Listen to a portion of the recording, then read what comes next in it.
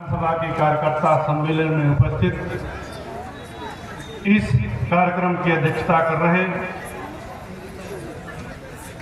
परम आदरणीय राम नगीना यादव जी, मंच पे उपस्थित आजमगढ़ सदर से जिनको माननीय राष्ट्रीय अध्यक्ष जी ने यहाँ से प्रत्याशी बनाया है, परम आदरणीय धर्मेंद्र यादव जी, इस जिले के निवर्तमान जिला अध्यक्ष परम आदरणीय हवलदार यादव जी, मंच पे उपस्थित गोपालपुर विधानसभा से विधायक नफीस अहमद जी, मंच पे उपस्थित मुबारकपुर विधानसभा से परम आदरणीय अखिलेश यादव जी, अतरौलिया विधानसभा से विधायक परम आदरणीय डॉक्टर संग्राम यादव जी, और अभी अभी जो नवनिर्वाचित एमएलसी के रूप में जिनको पार्टी ने चुना है और पूर्वांचल में अपनी साख रखने वाले परम आदरणीय गुड्डू जवाले जी, उपस्थित समस्त कार्यकर्ता बंधुओं,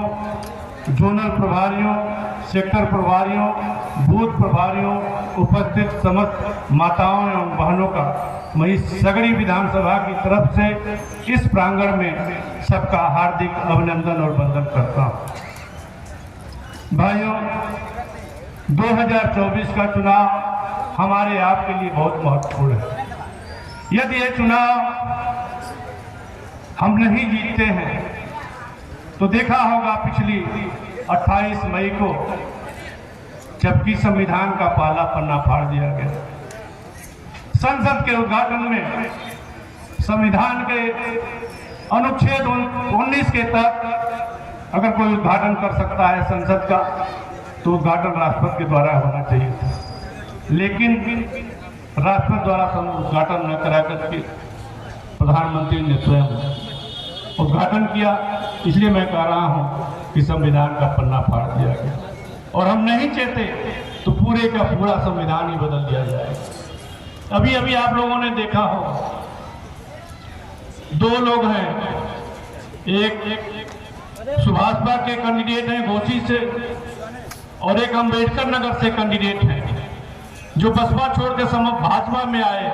उन्होंने भी बहुत गालियां दी भाजपा को, इन्होंने भी बहुत गालियां दी भाजपा को, लेकिन एक ओबीसी के नाते प्रदेश का उप मुख्यमंत्री घुटने के बल उनको टिका दिया। मैं उस मुख्यमंत्री से पूछना चाहता हूं, क्या आप ब्राह्मण समाज से आने वाले उस अंबेडकर नगर के विधायक को भी घुटनों के बल ला सकते हो क्या? इसलिए मैं कहना चाहता हूं कि ये चुनाव बहुत महत्वपूर्ण है। मैं अति पिछड़े समाज से आने वाले 5 मुख्य बिरादरियों के नेताओं को जो अपनी बिरादरियों के ठेकेदार बनते हैं और जा करके, मैं तो अपनी भाषा में बार बार कहता हूं कि भारतीय जनता पार्टी में वो जा करके 2 तो ऐसे हैं जो संविदा की नौकरी करते हैं, 3 ऐसे हैं जो आउटसोर्सिंग की नौकरी करते हैं। संविदा की नौकरी करने वाले चौहान जी हैं, मौर्य समाज से एक, और आउटसोर्सिंग की नौकरी करने वाले हमारे समाज से एक हैं, राजभर समाज से हैं और निषाद समाज से। इसलिए मैं आप सभी पिछड़े वर्ग के भाइयों से अनुरोध करता हूं कि इन ठेकेदारों से दूर रह करके आने वाले 24 के चुनाव में समाजवादी पार्टी को भारी मतों से जिताइए। मुझे कहने में कोई गुरेज नहीं। एक कबीरदास का दोहा है, साधु ऐसा चाहिए जैसा सूप सुहार, सार सार को कह रहे थोथा दे उड़ा। यानी मैं ये कहना चाह रहा हूँ कि हमें भी भारतीय जनता पार्टी के कुछ जो अच्छे चीज है उनसे सीखना चाहिए। 3 उदाहरण मैं दे रहा हूँ। गांधी जी की हत्या कौन किया था? कौन किया था? यही लोग किए थे ना। लेकिन गांधी जी के नाम पे समाज से वोट यही लोग ले रहे हैं। दूसरा उदाहरण, संविधान सभा से बाबा भीमराव अंबेडकर का बहिष्कार किसने कराया था? यही लोग कराए थे। लेकिन बाबा अंबेडकर के नाम पे दलितों का वोट भी यही लोग ले रहे हैं। तीसरा उदाहरण, सरदार पटेल को इन्होंने कितना जलालत करनी पड़ी इन लोगों की वजह से लेकिन सरदार पटेल के नाम पर भी पटेलों का वोट यही लोग ले रहे हैं।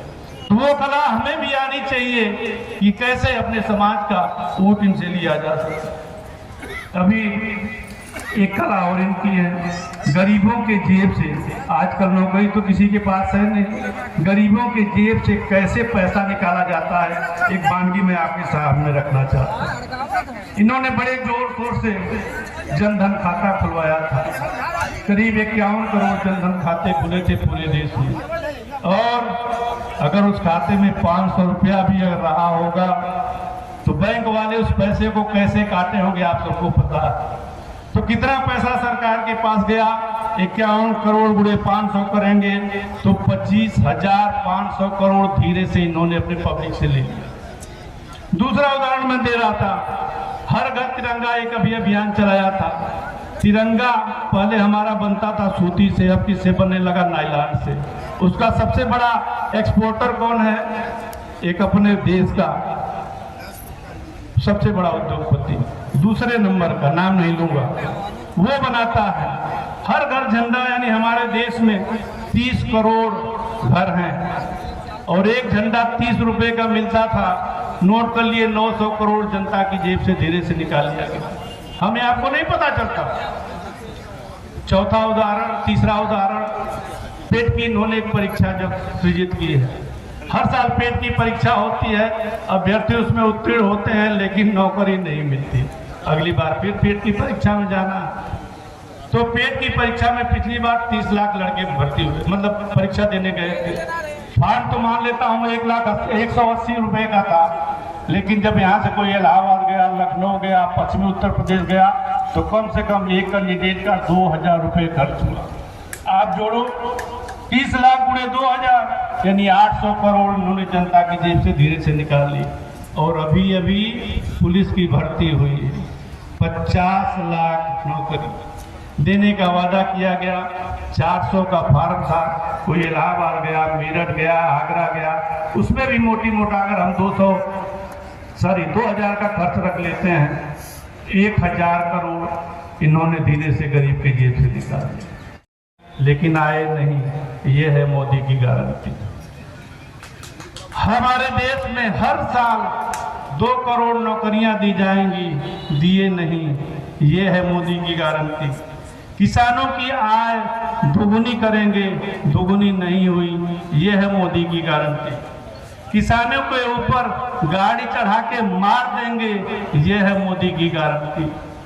किसानों के रास्ते में कीले गाड़ देंगे, यह है मोदी की गारंटी। 700 किसानों की हत्या करा दिए, यह है मोदी की गारंटी। यूरिया के बोरी में 50 किलो की जगह 40 किलो वजन कर दिया, यह है मोदी की गारंटी। बेकसूर आदिवासी मुख्यमंत्री हेमंत सोरेन को जेल में डलवा दिया, यह है मोदी की गारंटी। दिल्ली के मुख्यमंत्री अरविंद केजरीवाल और उनके मंत्रिमंडल को जेल में डाल दिया, यह है मोदी की गारंटी। और जिस अपराध के तहत उन्होंने अंदर डाला, उसका सरगना था रेड्डी फार्मा का मालिक। उसको जब ईडी ने जेल भेजा और जब इलेक्टोरल बॉन्ड से 5 करोड़ रुपया भारतीय जनता पार्टी के खाते में आ गया, तो वो बरी हो गया, यह है मोदी की गारंटी। ईडी, सीबीआई, आईटी के छाले डटवाकर चंदा वसूलते हैं, ये है मोदी की गारंटी। और 2 चीज मैं बात करके अपनी बात समाप्त करूंगा। यहाँ तक तो ठीक था, लेकिन गौ मांस के को जो सप्लाई करते हैं उनसे भी इन्होंने चंदा लिया, ये है मोदी की गारंटी। और पाकिस्तान का बार बार रोना रोते हैं, पाकिस्तान के भी एक कंपनी से इन्होंने चंदा लिया, ये है मोदी की गारंटी। इसलिए मैं आप सभी से आग्रह करूंगा, निवेदन करूंगा, किस गारंटी को हमें आने वाले 25 तारीख को बदलना है। आप सभी से आशीर्वाद चाहूंगा कि 25 तारीख को आप बदलेंगे कि नहीं बदलेंगे, बदलेंगे कि नहीं बदलेंगे, दोनों हाथ उठा के आशीर्वाद दीजिए। बहुत बहुत धन्यवाद। जय हिंद, जय समाजवाद।